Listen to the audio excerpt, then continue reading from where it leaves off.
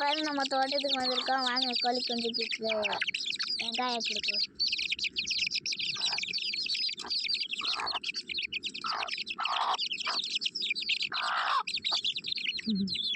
அதில் எல்லாத்தையும் சாப்பிடுவே இருக்கு. என்னடா என்ன கொடு, அதுக்கு தான் பார்க்குது.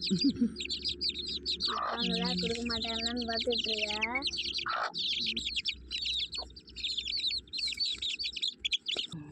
இங்கே பாருங்க கைஸ், ஒரு செடியில் எவ்வளோ கத்திரிக்காய் காய்ச்சிருக்குன்னு.